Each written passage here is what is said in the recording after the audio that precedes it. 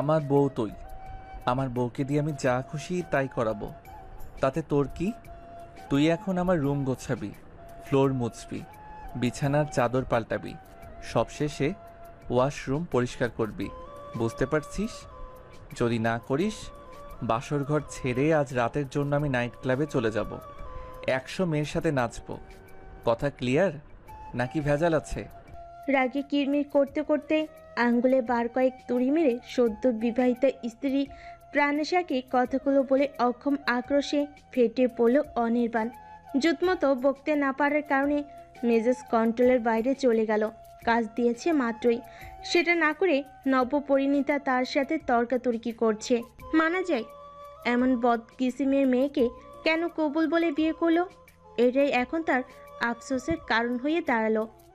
প্রাণেশা হতবাক হয়ে তাকিয়ে রইল তার দিকে। সঙ্গে সঙ্গে অনির্বাণের চোখে মুখে রাগ ও হিংস্রতা ফুটে উঠতে দেখল। স্বামী নামক প্রাণীটির কথাগুলো হজম করতে পারল না বিধায় জ্বলন্ত আগ্নেয়গিরির ন্যায় জ্বলজ্বল করে উঠে বলল, তোমার সাথে বাসর করার জন্য আমি যেন হাত পা ছুঁড়ে কেঁদে মরছি। বের হও রুম থেকে। কাছে আসবে তো তোমার রুমের সব কিছুকে ফুটবলের মতো পোটলা বানিয়ে লাথি দিয়ে গোল গোল খেলবো। একই তো মাথার ভেতর থাকা মগজটুকু ফুটন্ত পানি নেয় টকবক টকবক করে উতলাচ্ছে। প্রাণেশার কথায় সেটুকু যেন এখন চতুর্দিকে ছড়িয়ে পড়ল। মস্তিষ্ক দিকি দিকি করে জ্বলে জ্বলে উঠল। সহ্যের বাইরে চলে গেল সব কিছু। প্রাণেশার এই বেয়াদবি হজম করতে না পেরে অনির্বাণ জোরে সোরে এক লাথি মারল ফ্লোরে। 4 দিনের কথা মনে করে দাঁতে দাঁত চেপে বলল, তোকে আমি কোনো দিন বউ হিসেবে মানব না। তুই একটা বেয়াদব, ডাইনি, কালনাগিনী, শাকচন্নি, শ্যাওড়া গাছের ভূত। সেই ছোটবেলা থেকে জ্বালাচ্ছিস, তাও সুখ পাসনি। এখন আরও জ্বালানোর পায়তারা করছিস। বের হ আমার ঘর থেকে, এক্ষুনি বের হ, ভূতনি কোথাকার। প্রতি নিঃশ্বাসে যে মিথ্যা বলো, তোমার লজ্জা হয় না? ছি, একটু আগেই বলেছ আমি তোমার বউ। বিয়ের পর বউয়েরা স্বামীর ঘরে থাকে, স্বামীর ঘরই তাদের ঘর হয়। যেহেতু আমি তোমার বউ, এই ঘর এখন আমার, এর মালিকানাও আমার। বকাবকি না করে ঘুমাতে দাও। তোমার মতো পালোয়ানের সাথে যুদ্ধ করার মতো এনার্জি আপাতত নেই। ভালো মতো ঘুমোই, সকালে উঠে যুদ্ধ করব। Good night. অনির্বাণ দমে গেল না, তেলে বেগুনে জ্বলে উঠে বলল, বউ হওয়ার শখ হয়েছে না? বাসর করবি আমার সাথে? জীবনটা আমার ছেঁড়া বেড়া বানিয়ে বউ সেজে থাকতে তোর লজ্জা হলো না?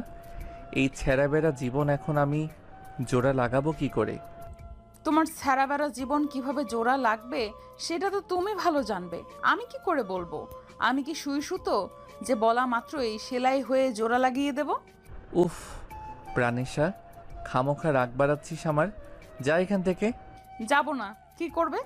আমি এই ঘরেই ঘুমাবো, পারলে আটকে দেখাও। কথা শেষ করে জিহ্বা বের করে ভেঙচি কাটল প্রাণেশা। আপাতত যুদ্ধের সমাপ্তি টেনে পরনের বেনারসি পাল্টাতে ওয়াশরুমে প্রবেশ করলো। কারণ এখন যদি কথার ইতি না টানে, এই যুদ্ধ সকাল পর্যন্ত চলবে। তাই বিরতি দিয়ে অনেকক্ষণ সময় নিয়ে ফ্রেশ হয়ে লেডিস টি শার্ট ও ট্রাউজার পরে বাইরে এসে দেখলো অনির্বাণ তখনও জিম মেরে চেয়ারে বসে আছে। তাকে দেখে অনির্বাণ বলল, তুই আমার ঘর থেকে যা প্রাণেশা। যাওয়ার বেলা তোর কাপড় চোপড়ও নিয়ে যাবি। এই মুহূর্তে তোকে আমার অসহ্য লাগছে। Please leave. সম্পর্কে দুজনে চাচাতো ভাই বোন হলেও বড় হয়েছে একসাথে, একই বাড়িতে। সেই সুবাদে রোজ ঝগড়া হতো, তর্কাতর্কি হতো, কথা কাটাকাটি হতো, তবে কখনো গায়ে হাত পর্যন্ত এগোতো না। এই দিকটা খুব সতর্কতার সাথে এড়িয়ে যেত দুজনেই ভীষণ ঝগড়ুটে। পান থেকে চুন খসলে শুরু হয় এদের ঝগড়াঝাটি। তবে বর্তমানের সিচুয়েশনটা সম্পূর্ণ আলাদা। গত 2 বছর ধরে নিজের ব্যক্তিগত ব্যবসার সুবিধায় বাড়ির বাইরে গিয়ে ঢাকা শহরে নিজের আলাদা জগৎ তৈরি করে সেখানে থাকা খাওয়ার বন্দোবস্ত করে নিজেকে গুছিয়ে নিয়েছে অনির্বাণ। খুব বেশি প্রয়োজন না হলে বাড়ি আসে না। গতকাল এসেছিল প্রাণেশার বিয়ের খবর শুনে। প্রাণেশা ভীষণ মেজাজি, ঘাটতারা, রকচটা, খামখেয়ালি ও ছন্নছাড়া মেজাজের মেয়ে। জীবনে ঘর সংসার কি কেন হয় এসব নিয়ে তার মাথা ব্যথা নেই। সারাদিন পুরুষ মানুষের মতো শার্ট প্যান্ট পরে বাইরে ঘোরাঘুরি করে, বন্ধু বান্ধবদের নিয়ে আড্ডা দেয়, ট্যুরে যায়, আলাদা কাজের মধ্যে একটা কাজ করে।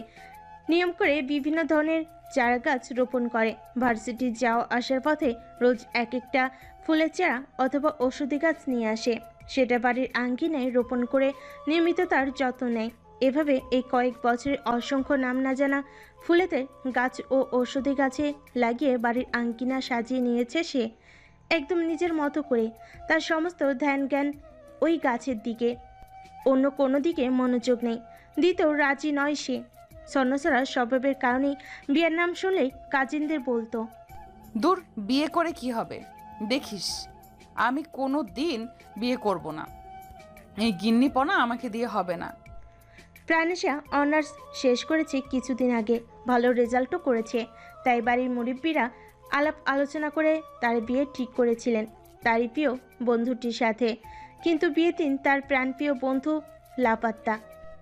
বরের গোষ্ঠীসূতো সবার ফোন নাম্বার একসাথে বন্ধ, কারোর সাথেও যোগাযোগ করা যাচ্ছিল না। এদিকে দিন গড়িয়ে যাচ্ছিল প্রায়।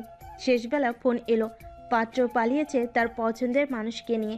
সেটা শুনে দুঃখ পেল কেঁদে কেটে। গাল ভাসিয়ে দেওয়ার বদলে বেনারসি খুলে সমবয়সী ও বয়সের ছোট সব কাজিনদের নিয়ে উড়াধরা নাচানাচি শুরু করেছিল প্রাণেশা। যেন বিয়ে ভাঙেনি, বরং তার রং লেগেছে। বাড়ির সবাই তার এত সব আচরণে রীতিমতো বিরক্ত, ক্ষুব্ধ। বিয়ে ভাঙলে আশেপাশের মানুষজন খারাপ কথা শোনাবে, এইভাবে অনির্বাণের বাবা, প্রাণেশার বাবা ও বাকি দুই চাচা মিলে বাড়ির মেজো ছেলে শেখ অনির্বাণ সৈকতের ঘাড়ির উপর চাপ বাড়িয়ে দিতে কোনো প্রকার পূর্ব প্রস্তুতি ছাড়াই বিয়ে পড়িয়ে দেওয়ার সিদ্ধান্ত নেন। আর তাতেই ঘরের প্রত্যেকটা সদস্যের উপর রেগেমেগে বোম হয়ে গিয়েছিল অনির্বাণ। মুখের উপর তর্ক করতে পারেনি। বড় ভাই, বাবা ও চাচাদের খুব সম্মান করে চলে সে, তাদের কথা মেনে চলার চেষ্টা করে। তাছাড়া বাড়ির সম্মান, বাবা চাচাদের সম্মান, এসব ভেবে রাজি হয়ে গিয়েছিল সে। কবুল বলে প্রাণেশার মতো ঘাটতারা আধা বেটা ছেলে মেয়েকে বউ বানিয়ে নিজের ঘরে জায়গা দিতে বাধ্য হলো।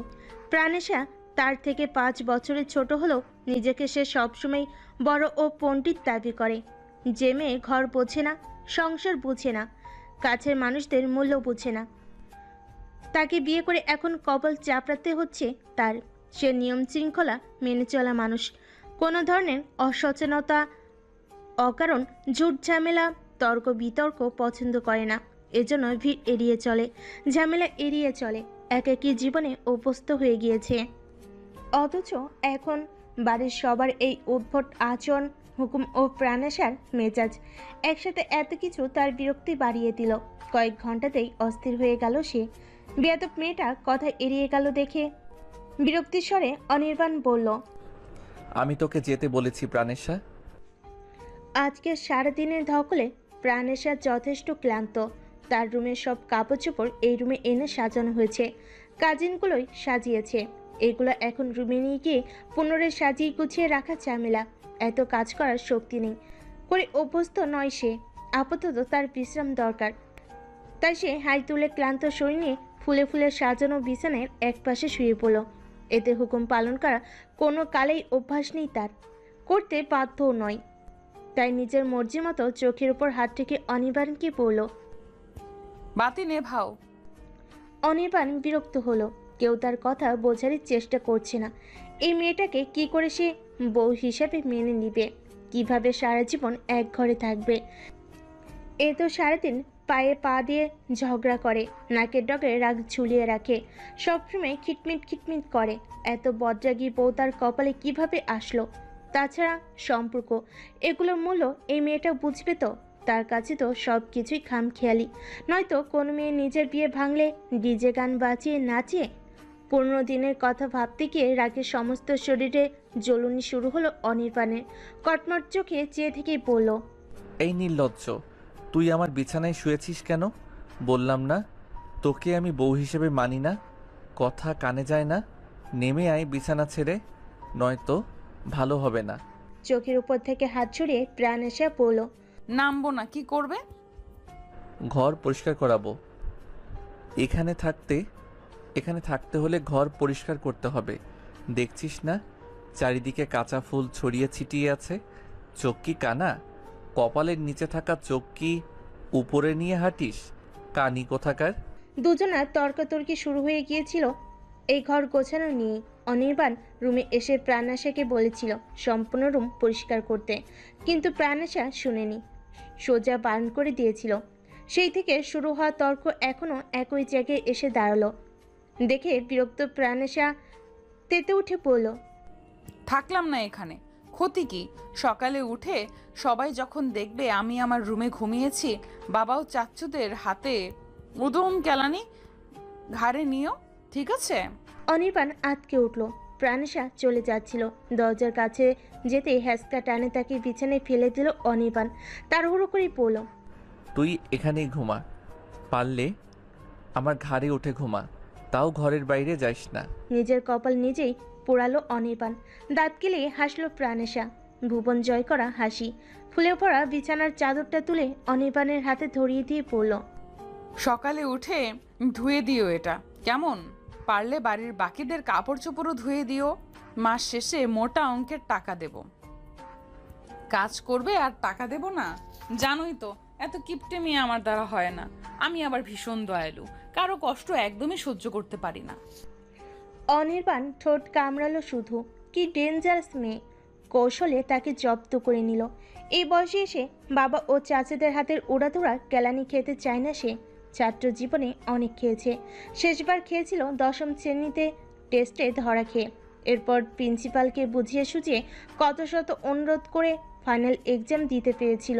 বাপরে, কি কেলানিটাই না খেয়েছিল! মনে পড়লে এখনও তার শরীরে পশম দাঁড়িয়ে যায়। সবার একটাই অভিযোগ ছিল, ক্লাসে ফার্স্ট হওয়া ছেলে কী করে টেস্টে ফেল করে। তার কি আর জানতো এই বয়সে প্রেমের ভূত চেপেছিল মাথায়? যত সব নষ্টের গোড়া তো তার প্রথম প্রেম, প্রথম ভালোবাসা। আহা, সে কি ভোলা যায়?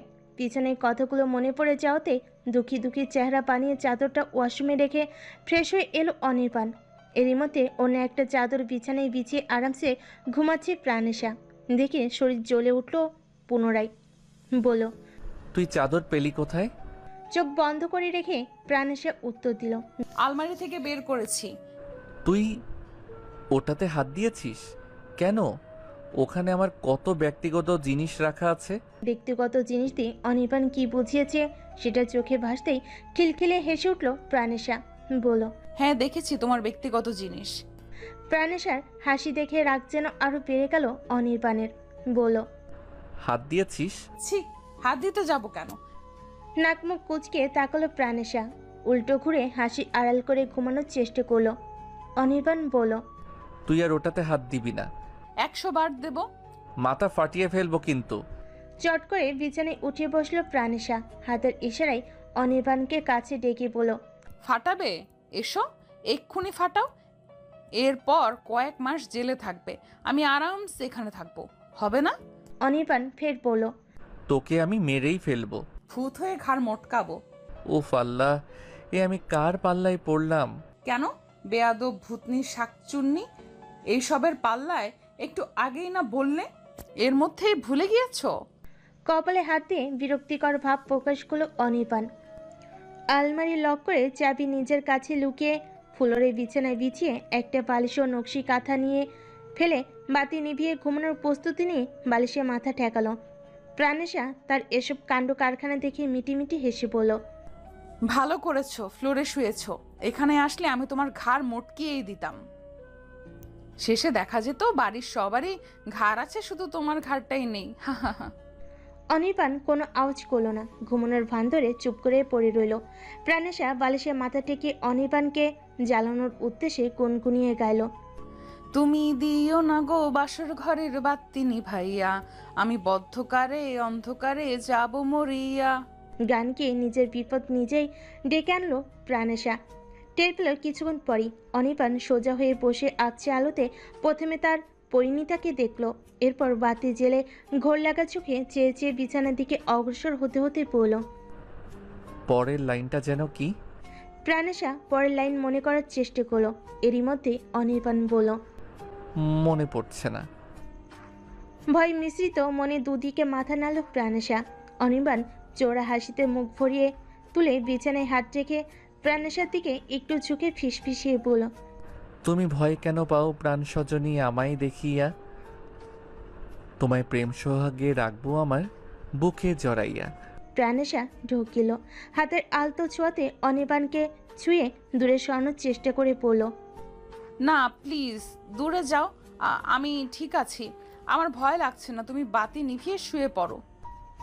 অনির্বাণ দূরে গেল না, আরও কাছে এসে আঙ্গুলের আলতো স্পর্শে প্রাণেশার লাল হয়ে যাওয়া গাল ছুঁয়ে চোখে মুখে ফু দিয়ে পড়ল। তুই তো কাছে ডাকলি, দূরে যাই কি করে বল? প্লিজ তোমার দোহাই লাগে, তুমি যাও। হুম, যাব না। আজ তো আমাদের বাসর, ইশারায় যখন কাছে ডাকছিসই আদরটা শুরু করতেই পারি, কি বলিস? প্লিজ মেজো ভাইয়া যাও। ভাইয়া? প্রাণেশা কাঁদো কাঁদো গলেই পড়ল। ভাইয়াই তো ছিল। এখন তো আর ভাইয়া নই, একান্তই ব্যক্তিগত মানুষ হয়ে গেছি। ফের ভাইয়া ডাকলে তোর ঠোঁট দুটো আমি সেলাই করে দেব প্রাণ। তুমি দূরে যাও প্লিজ। দূরে যাওয়ার মোডে নেই আপাতত, আমি এখন রোমান্সের মোডে আছি। অনির্বাণ আর একটু কাছে এগোলো, ভয়ে জড়সড় হয়ে গেল প্রাণেশা। পরক্ষণে চিন্তা ভাবনা করে ফেলল কিছু। যখন দুজনের মাঝখানে 1 ইঞ্চি সমান দূরত্ব রইল না, তখন দুহাতে অনির্বাণের চুল ধরে ঝাঁকুনি দিল। ব্যথায় আর্তনাদ করে উঠল অনির্বাণ। জোরপূর্বক হাত ছাড়িয়ে নিতেই দেখল কতগুলো ছোট ছোট চুল প্রাণেশের হাতের মুঠোয়, চুমুর বদলে চুল ছেঁড়া। রেগে মেগে কিছু বলতে যাবে তার আগেই প্রাণেশার রুমে দরজা খুলে বাইরে দৌড় দিল। দৌড়াতে দৌড়াতে চিৎকার দিয়ে পড়ল, বাবা গো, মা গো, কে কোথায় আছো গো, জলদি এসো, আমার ঘরে ডাকাত এসেছে। ও মা, ও বাবা, আমাকে বাঁচাও, হতচ্ছাড়া ডাকাত আমায় মেরে ফেললো রে। অনির্বাণের ঘুম ভাঙল সকাল 8:30টায়। এত বেলা অবধি ঘুমানোর অভ্যাস নেই। গতকাল রাতে প্রাণেশা তার চুল ছিঁড়ে দৌড় দেওয়ার পর আর মেয়েটার নাগাল পায়নি। তাতেই ঘর কাঁপানো হাসিতে পেট ফুলে উঠেছিল তার। প্রাণেশাকে ভয় দেখিয়ে রুম থেকে তাড়ানোর উদ্দেশ্যেই এইভাবে কাছে গিয়েছিল সে। বউ হলেই তাকে ছুতে হবে এমন কোনো বাড়তি আকাঙ্ক্ষা তার মধ্যে ছিল না। ছিল শুধু প্রাণাশাকে দূরে সরানোর চিন্তা, শান্তিতে ঘুমানোর চিন্তা, যার কারণে ইচ্ছাকৃতভাবে কাছে এগিয়ে এরকম একটা সিচুয়েশন তৈরি করেছিল সে। প্ল্যান সাকসেসফুল হওয়াতে শান্তির একটা ঘুম হয়েছে। এসব চিন্তা করে একে একে হাসছিল অনির্বাণ। হাই তুলতে তুলতে বেলকনিতে এসে দাঁড়াতেই দেখল ভাঙ্গা একটা গাছের নিচে ছোট চাচা শেখ শওকত আলমের ছেলে ও মেয়েকে কান ধরিয়ে উঠবস করাচ্ছে প্রাণেশা। হাতে একটা কুঞ্চি, রাকত্ব মুখ, জ্বলন্ত দৃষ্টি। ভাই বোন দুটো বেশ ভয় পাচ্ছে প্রাণেশার এই দৃষ্টি।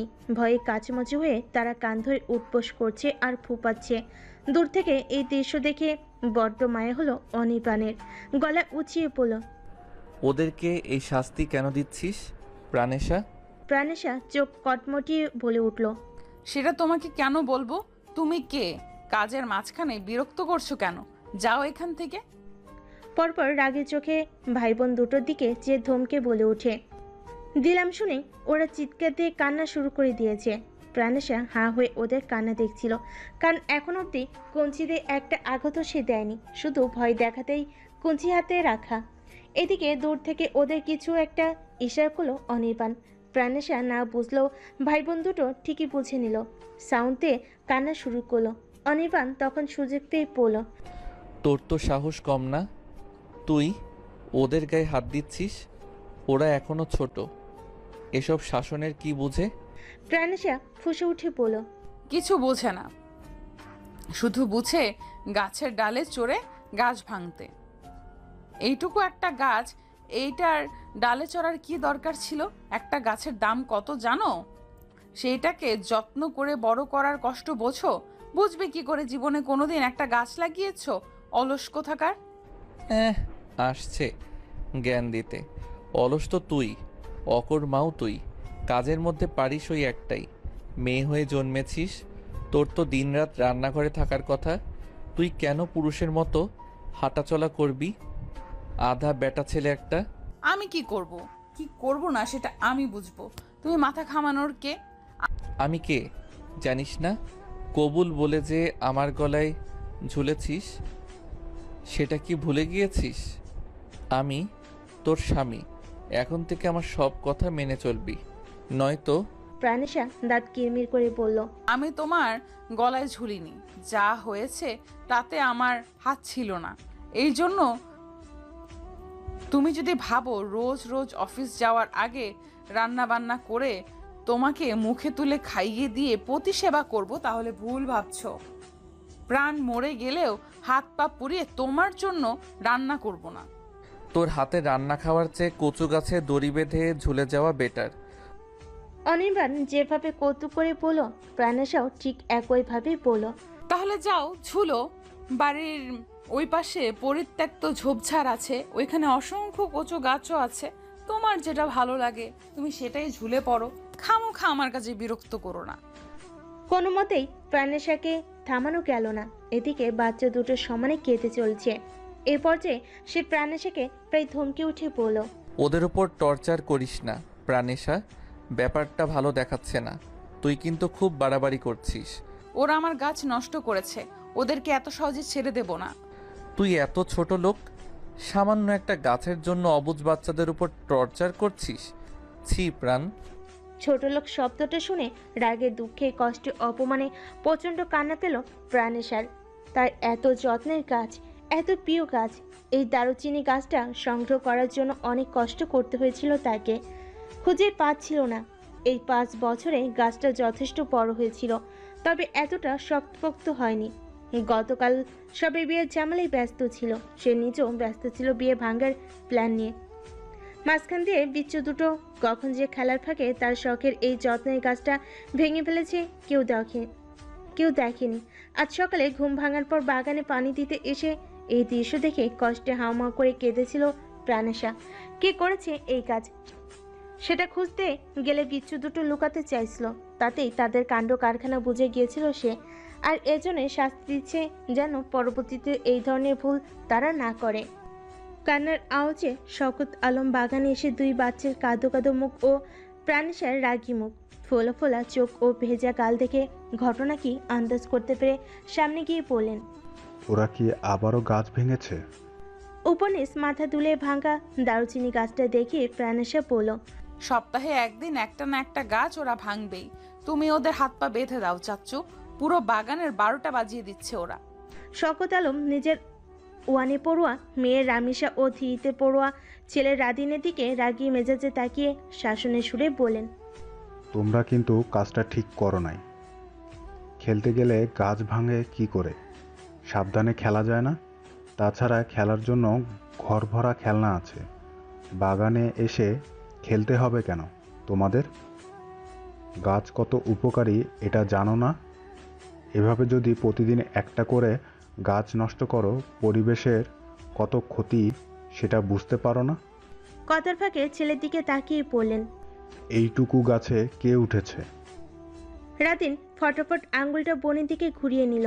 রামিসা বলল, আমি ইচ্ছে করে উঠিনি আব্বু, ভাইয়াই তো আমাকে গাছে ওঠা শেখাতে চাইলো। দোষ যে দুজনেরই সেটা বেশ বুঝতে পারলেন শওকত আলম। প্রাণেশাকে বুঝাতে বললেন, তুই মন খারাপ করিস না মা, ওরা আর গাছ ভাঙবে না, আমি বুঝিয়ে বলেছি। এরপর পকেট থেকে বেশ কিছু টাকা বের করে প্রাণেশার হাতে ধরিয়ে দিয়ে বলেন, নাস্তা খেয়ে আজই গিয়ে নিজের পছন্দ মতো কয়েকটা চারা গাছ কিনে আনবি। চাচুর কথা মেনে নিলেও ভাঙা গাছের জন্য তার যে যন্ত্রণা বুকে চেপে বসলো, সেটুকু থেকে মুক্তি মিলল না। মনের যন্ত্রণা হালকা করতে ভাইবোন ও চাচুকে বিদায় করে ওখানেই দাঁড়িয়ে রইল প্রাণেশা।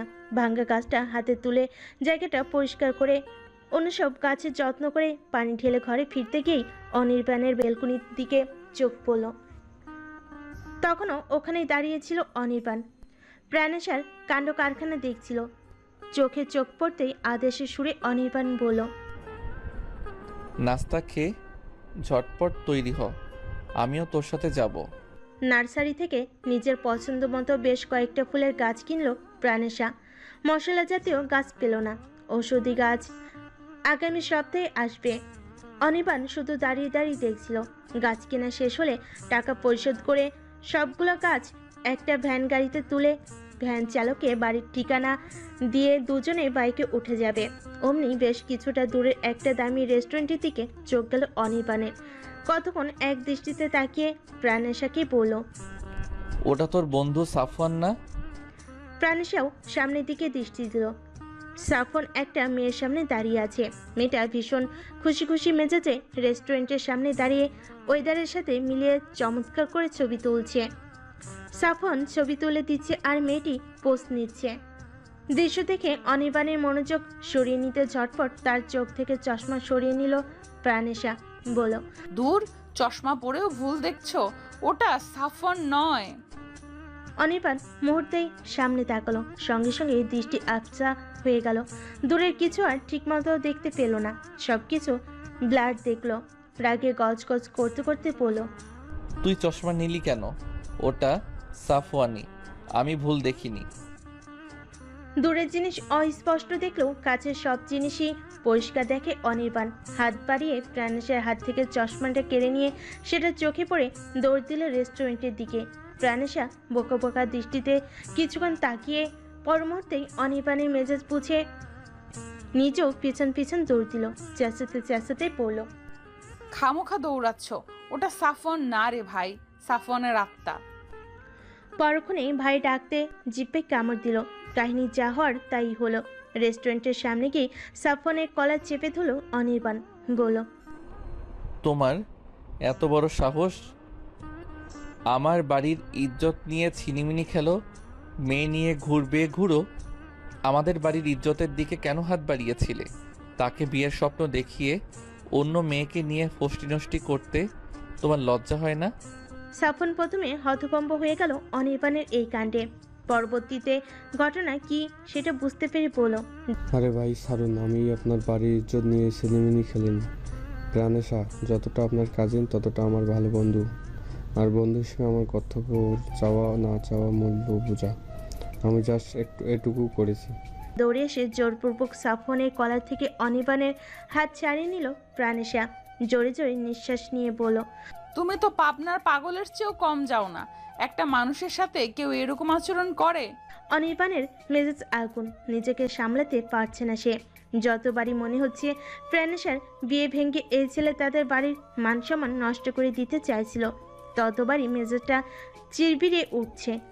এখন প্রাণেশার হাতের টান খেয়ে রাগ যেন তার ফুলে ফেপে উঠল। চিৎকার করে বলল, ওর মতো 2 পয়সার ছেলের সাহস হয় কি করে তোকে নিয়ে এই ধরনের ড্রামা করার? বিয়ে যদি নাই করবে 10 জন জানিয়ে বিয়ের দিন তারিখ পাকা করেছিলে কেন? বেঈমান, মিথ্যুক, ধোকাবাজ একটা। ওকে আমি জেলে দেব। ঝটপট ফোন বের করে নিজের পরিচিত একজন পুলিশের সাথে যোগাযোগ করতে চাইল অনির্বাণ।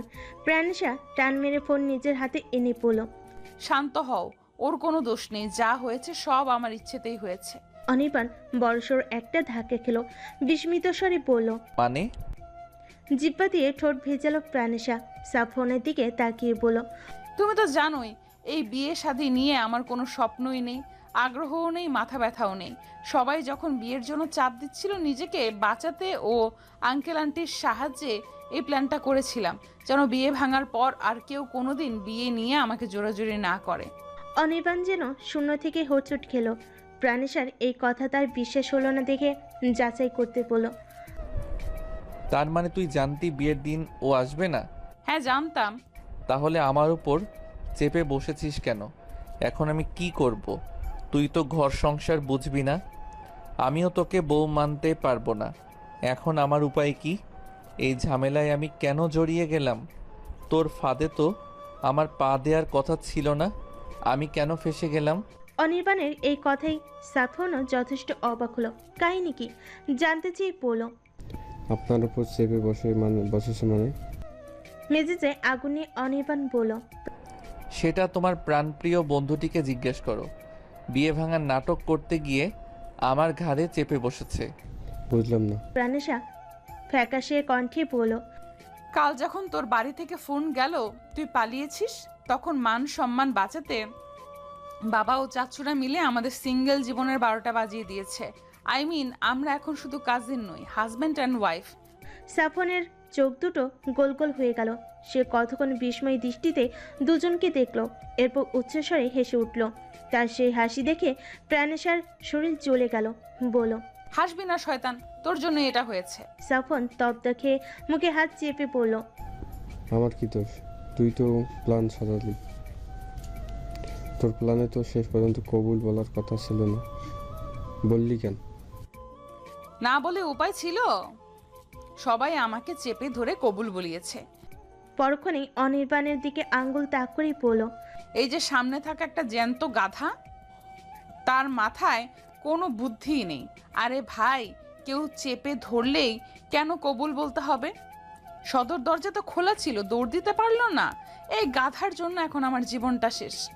উত্তর যেন ঠোঁটের কোণে ঝুলেছিল অনির্বাণের। ফটাফট বলল, তুই দৌড় দিতে পারিসনি? আমি তো তোর প্ল্যানের কথা জানতাম না। তুই যখন জানতি তাহলে ভাগলি না কেন? মাথা মোটা কোথাকার। নিজে তো বাঁচতে পারলি না, আমাকেও বাঁচতে দিলি না। কি যে করব, ধুর। সত্যিটা জানার পর মেজাজে 12টা বেজে গেছে অনির্বাণের। প্রাণেশার যদি বিয়ে ভাঙারই ইচ্ছে ছিল, তাহলে শেষ পর্যন্ত বিয়েটা করলো কেন? কেনই বা তার জীবনের প্রবেশ করলো? এই মেয়েকে নিয়ে ঘর সংসার কিভাবে হবে চিন্তা করতে গিয়ে অস্থির হয়ে গেল অনির্বাণ। নিজের আচরণের জন্য লজ্জিত হয়ে সাফওয়ানকে বলল, তুমি কিছু মনে করো না সাফওয়ান। এই গাধি আমাকে আগে কিছু বলেনি, তাই তোমাকে এখানে দেখে রিয়্যাক্ট করে ফেলেছি। ভেবেছি ওর জীবন নষ্ট করে। লজ্জে আর কথা বলতে পারলো না অনির্বাণ।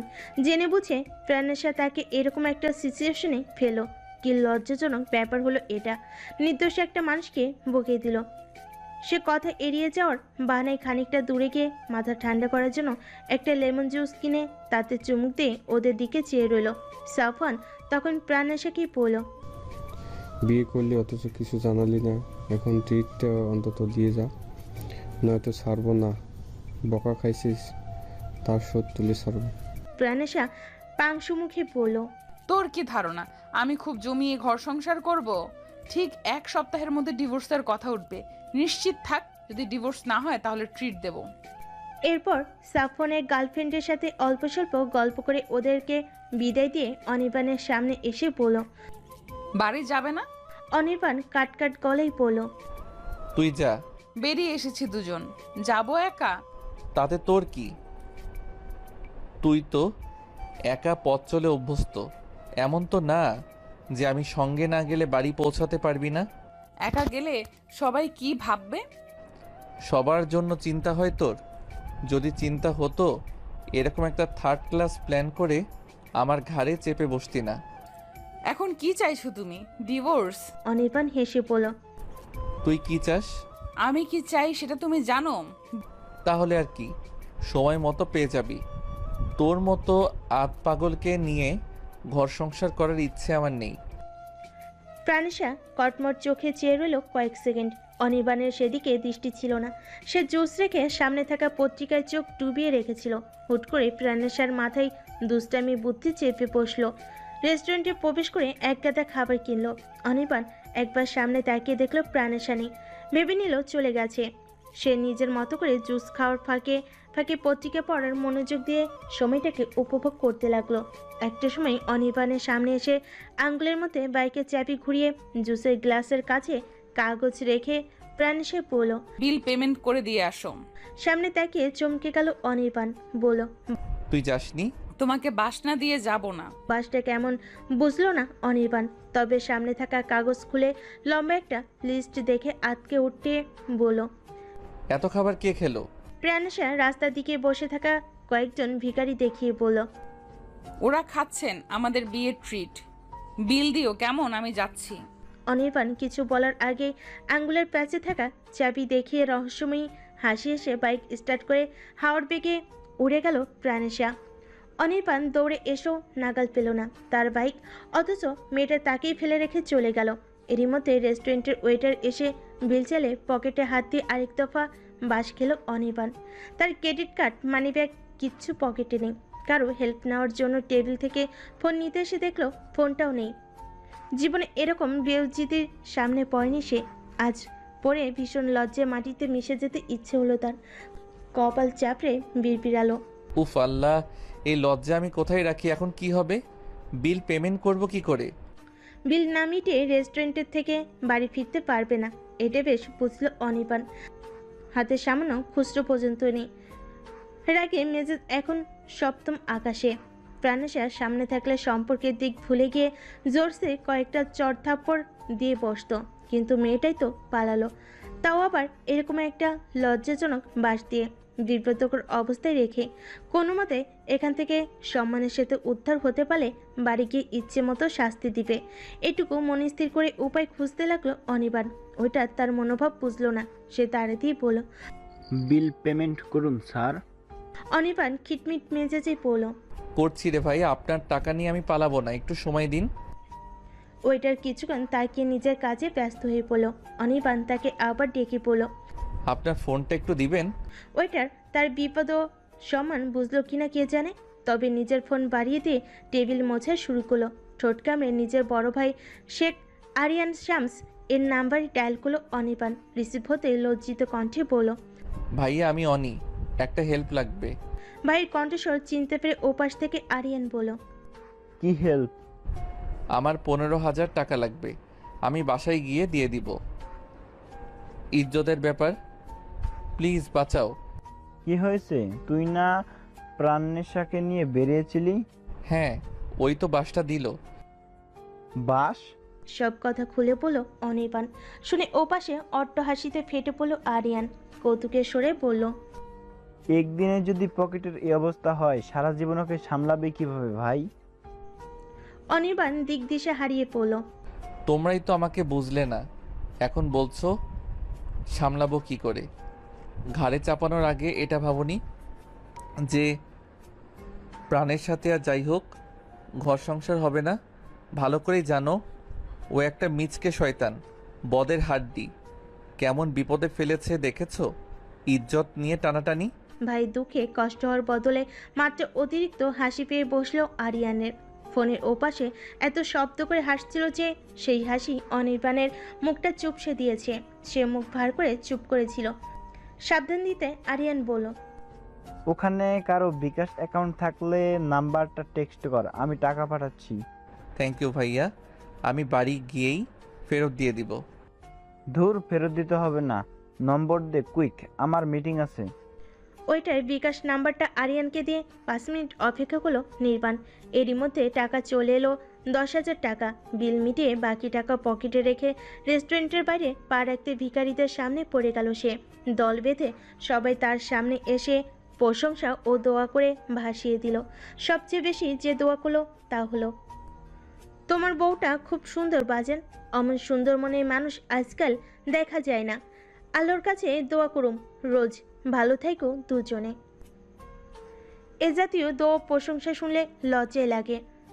লজ্জা থেকে বাঁচতে ওনাদের পাশ কাটিয়ে একটা সিএনজি থামিয়ে বাড়ির দিকে রওনা দিল অনির্বাণ। নতুন যে চারা গাছ এনেছিল সেগুলোই বাড়ির আঙ্গিনায় রোপণ করছিল প্রাণেশা।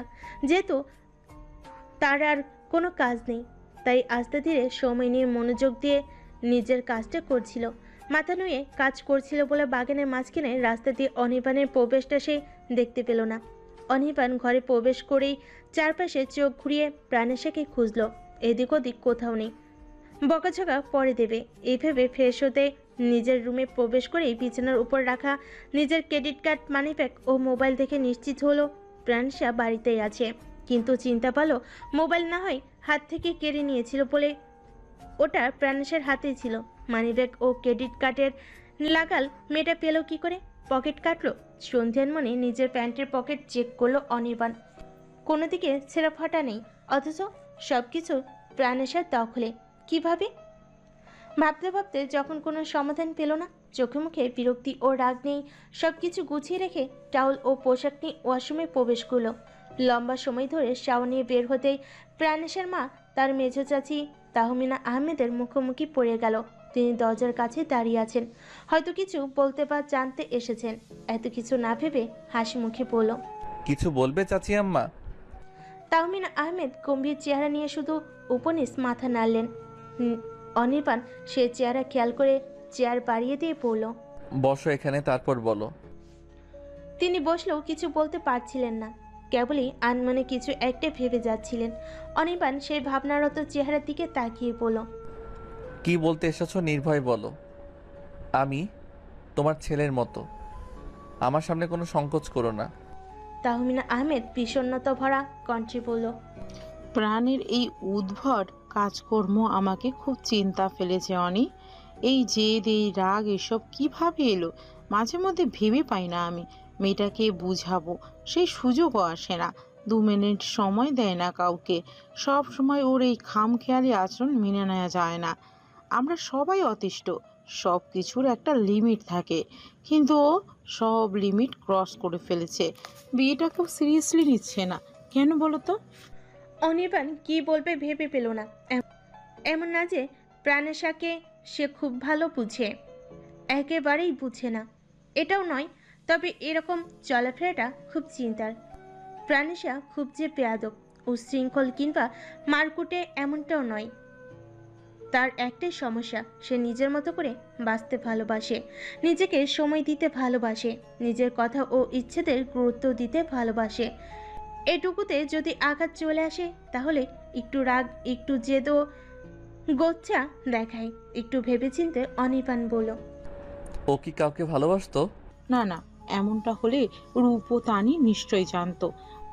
তানিশা হচ্ছে প্রাণেশার বড় বোন, আর রূপকথা হচ্ছে এই বাড়ির বড় ছেলে আরিয়ানের বিবাহিতা স্ত্রী। তাদের 2 বছরে একটা মেয়েও আছে। বাড়ির গুরুজনদের সাথে সম্পর্ক যেমনই হোক, রূপকথার সাথে প্রাণেশার সম্পর্কটা গলায় গলায়। প্রাণেশার বিষয়ে যদি কেউ বেশি জানে সেটা একমাত্র রূপকথা, এরপর তানিশা। তানিশা খুবই কমই বোনকে জানে বুঝে, রূপকথার মতো করে বুঝে না। বিয়ের পর থেকে বোনকে সে সময় দিতে পারে না, নিজের স্বামী ও সংসার নিয়ে সে ব্যস্ত। চাচি আম্মার কথাই মাথা নেড়ে অনির্বাণ বলল, বিয়ে ব্যাপারটা কি ওর উপর জোর করে চাপিয়ে দাওনি? তাহমিনা আহমেদ খানিক চুপ থেকে বললেন, ওর যে ছোট ছোট ছেলে মেয়েদের বিয়ে হয়ে যাচ্ছে, ওর নিজেরই সব কটা বান্ধবী বিয়ে করে সন্তানের মা হয়ে গেছে। শুধু ওই উল্টাপাল্টা লজিক দেখিয়ে বিয়ে বানচাল করে দিতে চায়। আমি নিশ্চিত গতকালকের বিয়েটাও ইচ্ছে করেই ভেঙেছে। অনির্বাণ সামান্য হেসে বলল, ঠিক ধরেছ, তোমার মেয়ে প্ল্যান করে বিয়েটা ভেঙেছে, কিন্তু শেষ পর্যন্ত সাকসেসফুল হয়নি, কারণ তোমরা মুরব্বীরা আমাকে বলির পাঠা হিসেবে পেয়েছো। অমন করে বলিস না অনি। ছাড়ো, তুমি ভাবির সাথে কথা বলেছিলে প্রাণের পছন্দ অপছন্দ নিয়ে। হ্যাঁ বলেছিলাম, ও তো বলল প্রাণেশা কাউকে ভালোবাসে না, এমন কেউ নেই ওর জীবনে। তাহলে বিয়ে নিয়ে ওর এত আপত্তি কেন? সেটাই তো ভাবছি বাপ। গতকাল রাতে নিজের ঘরে ঘুমালো, সকালে উঠে জানতে চাইলাম ঘরে কখন এলো। বলল ও নাকি এই বিয়েটা মানেই না, তাই তোর ঘরে থাকবে না। এখন আমি কি করব? তুই তো জানিস ওর বাবা কতটা রাগী, কিছু হলেই লোকটা শুধু আমার ওপর চোটপাট করে। দুপুরে খাবার খাওয়ার জন্য দেবকে ডাকতে এসেছিল রূপকথা। দরজায় দাঁড়াতেই দুজনের কথা তার কানে এলো। কাছে এসে বলল, তোমরা এই আতপাগলকে নিয়ে পড়ে আছো? ওর চিন্তা বাদ দিয়ে খেতে এসো, সবাই অপেক্ষা করছে। এমনিতেই আজ অনেকটা দেরি হয়ে গেছে। ঠিক সময়ে খাবার টেবিলে সবাইকে না দেখলে অনির্বাণের বাবা খুব রাগারাগি করবেন। নির্দিষ্ট সময়ে খাবার টেবিলের সামনে উপস্থিত হওয়া বাধ্যতামূলক। এই বিষয়টা মাথায় রেখে এই ঘর সংসার সামলাচ্ছেন বাড়ির গিন্নিরা। দেরি হলে বাড়ির মুরব্বী মানুষটা কষ্ট পাবেন ভেবে চেয়ার ছাড়লেন তাহমিনা আহমেদ। অনির্বাণকেও তাড়া দিলেন। তিনি বেরিয়ে যাওয়ার পর রূপকথাও বেরিয়ে যাচ্ছিল। কি ভেবে যেন কিছু পথ পিছিয়ে এলো সে। অনির্বাণ আয়নার সামনে দাঁড়িয়ে ভেজা চুল মুছছিল। রূপকথা বলল, তুমি কি কাল ঢাকায় চলে যাবে? অনির্বাণ উত্তর দিল, হ্যাঁ ভাবি, কাজের চাপ আছে। প্রাণেশাকে সাথে নিবে? একটু ভেবে অনির্বাণ বলল, যেতে চাইলে নিব, নয়তো এখানেই থাকবে। কিন্তু সমস্যা তো একটাই, ও ডিভোর্স চাইছে। প্রাণেশের জন্য এই সিদ্ধান্ত নেওয়া কঠিন কিছু না, এটা আর কেউ না জানলেও রূপকথা খুব ভালো মতো জানে। সে এই কথা শুনে দেবরকে বলল, ও চাইলেই তুমি ডিভোর্স দিয়ে দিবে? এত সহজ সব সম্পর্ককে এতটা মূল্যহীন তোমরা কেন ভাবছো অনি? অনির্বাণ হেসে বলল, আমি না তো, তোমার ননদিনীর ইচ্ছে। স্বামী হিসেবে আমার দায়িত্ব ওর ইচ্ছের মূল্য দেওয়া। এই কথাতে রূপকথা একটু নাটুকে হাসি ঠোঁটে ঝুলিয়ে বলল, তোমরা কে কবে ওর ইচ্ছের মূল্য দিয়েছো বলো তো? অনির্বাণ একটু থামলো, টাওয়াল হাতে নিয়ে রূপকথার মুখোমুখি হয়ে দাঁড়ালো। ও যা করছে নিজের ইচ্ছেতেই করছে। সব কিছুকে ফেলনা ভাবছে। জীবনে কোনো কিছুর গুরুত্ব ওর কাছে নেই। ও শুধু নিজেকেই ভালো রাখতে জানে, আর কিছু নয়। ওকে দিয়ে ঘর সংসার ভালোবাসা এগুলো আশা করা বোকামি। রূপকথা ফের হেসে বলল, ঠিকই বলেছ, ওর কাছে এগুলো আশা করা বোকামি। ও না হয় সম্পর্কের মূল্য বোঝে না, তুমি তো বোঝো। একটা সুন্দর সম্পর্ককে গড়া থেকে যত্ন করে গড়ে তোলার আগে ভেঙে ফেলার সিদ্ধান্ত কেন নিচ্ছ? সময় নিয়ে সম্পর্কটার ব্যাপারে একটু পজিটিভ ভাবনাকে মনে ঠাঁই দেওয়া উচিত নয় কি?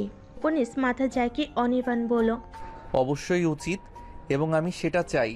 কিন্তু এর মানে এই না যে আমি তোমার ননদিনীকে ভালোবাসি।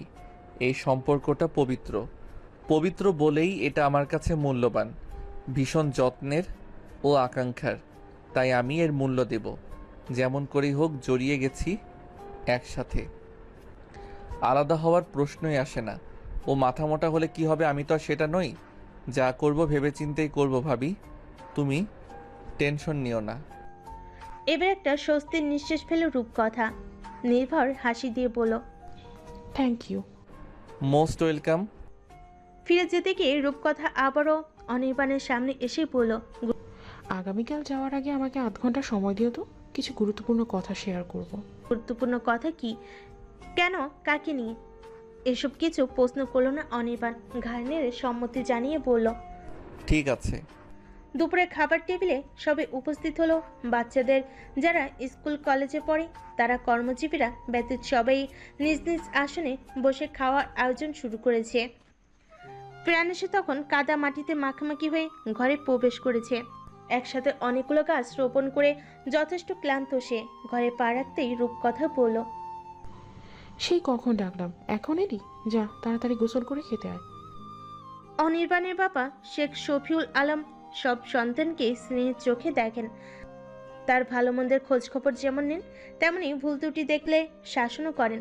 সকালে তার মেজ ছেলে ও প্রাণেশা একসাথে বেরিয়ে গিয়েছিল।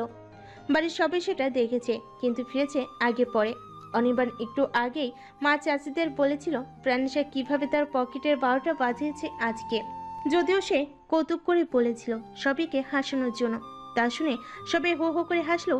শফিউল আলম গম্ভীর মেজাজ ধরে বললেন, তোমরা মেয়েটাকে রাগিয়ে দাও, নয়তো ইচ্ছে করে দুষ্টুমি করে না। নিশ্চয়ই অনি এমন কিছু বলেছে যার কারণে ও ক্ষেপে গিয়ে উদ্ভট আচরণ করছে। প্রাণেশাকে নিয়ে বাবার এই সাপোর্ট দেখে খাওয়া থামিয়ে অনির্বাণ বলল, আমি মোটেও ওকে রাগাইনি। ওর শিরা উপশিরায় শয়তানি লুকানো। তুমি দেখতে পাচ্ছ না? কাছে ছিল বিদায় প্রাণেশাও এই কথা শুনল। রেগে মেগে বোম হয়ে ডাইনিং এর সামনে এসে বলল, আর তুমি যে ওখানে সামান্য কটা গাছের মূল্য নিয়ে বিক্রেতার সাথে দর কষাকষি করছিলে, সেটা বুঝি দোষের নয়? কোনো কিছু কিনতে গেলে ক্রেতা বিক্রেতার মধ্যে একটা দামাদামি হই। নার্সারির দিকে সেরকমটাই হয়েছিল। এই মেয়েটা সেটা নিয়েও যে মেজে দেখাবে তা কি সে জানতো? নিজের দিক স্পষ্ট করতেই অনির্বাণ বলল, এটা নর্মাল ব্যাপার প্রাণেশা, একটু এদিক ওদিক হয়। তাই বলে তুই আমাকে বাঘের কাছে ঢুকিয়ে দিয়ে ক্রেডিট কার্ড ও মানিব্যাগ নিয়ে পালিয়ে আসবি? এটা কোন ধরনের বাচ্চামো? প্রাণেশাও একইভাবে বলল, আমি মোটেও বাচ্চামো করিনি। লোকটা চা খেতে দিয়েছিল। চা খাওয়ার ফাঁকে ভ্যান চালককে ভাড়া দিয়ে তুমি তোমার মানিব্যাগ ও বাইকের চাবি টেবিলের উপরে ফেলে রেখেছিলে। পরবর্তীতে সাফওয়ানকে দেখে দৌড় দিতে গিয়ে ওটা নিতে ভুলে গেছো। দরকারি জিনিস যেখানে সেখানে ফেলতে নেই, ওগুলো সব সময় খেয়ালের সাথে সঙ্গে রাখতে হয়। তাই তোমাকে এটা বোঝাতেই সব কিছু নিয়ে উড়াল দিয়েছি। যদি ওগুলো আমি না তুলতাম নির্ঘাত চুরি হতো। মনে করে দেখো, তুমি যখন লেমন জুস খাচ্ছিলে, আমি তোমার চোখের সামনে বাইকের চাবি ঘুরিয়েছি, তুমি তাও বোঝোনি। এটা কি আমার দোষ? এই ভুলটা কি করে হলো? যদি এরকমই হয় তাহলে তো এখানে প্রাণেশার দোষ নেই।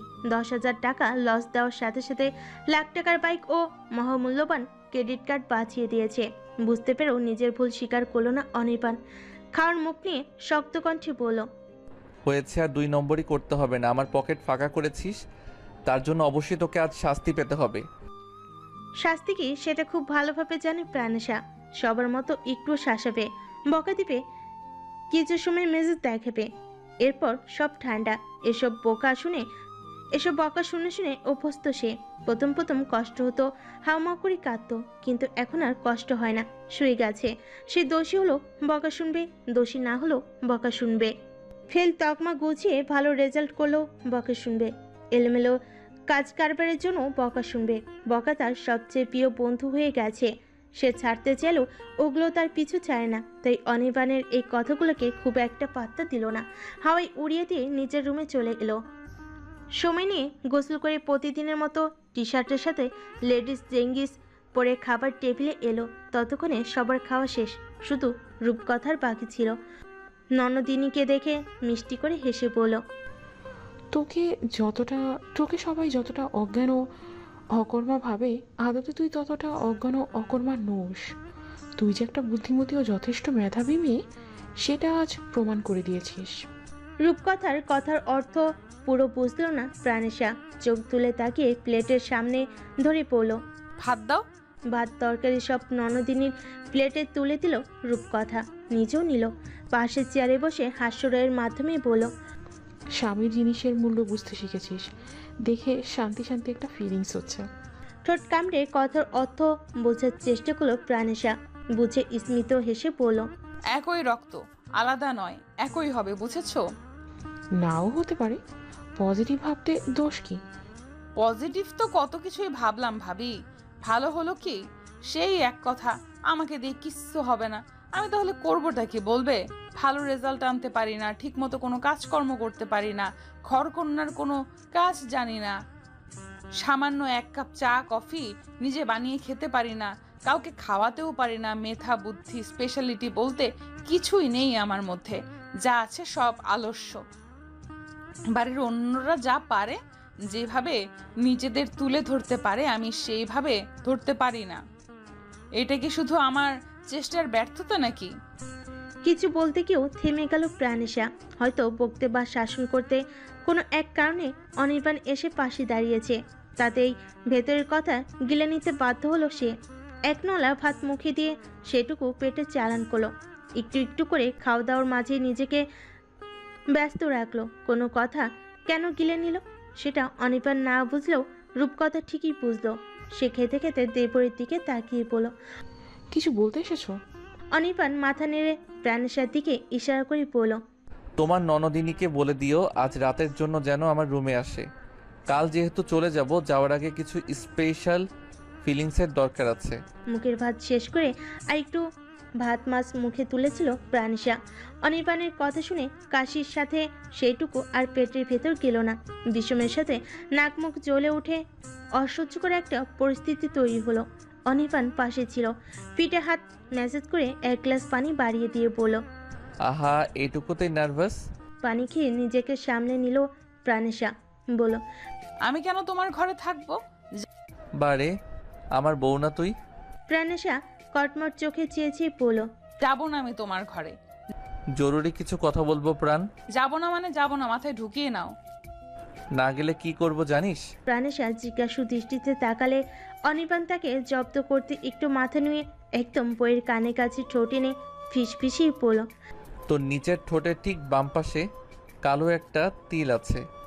গত রাতে খুব ইচ্ছে হয়েছিল তিলটা ছুঁয়ে দেখি। তুই তো একটা মাথা মোটা বেকুব, তাই আমার ইচ্ছের মূল্য দিসনি। এখন কথার মূল্য না দিলে একটা স্পেশাল চুমু দেব ঠোঁটে, তখন মুখটা কোথায় লুকাস সেটাও দেখে ছাড়বো, বুঝেছিস? প্রাণেশার মনে হলো এখনই এখান থেকে না পালালে মান ইজ্জতের দিকে ফিরেও তাকাবে না অনির্বাণ, লজ্জায় তাকে ফেলবেই। যতটুকুই খেয়েছে সেটুকুই যথেষ্ট।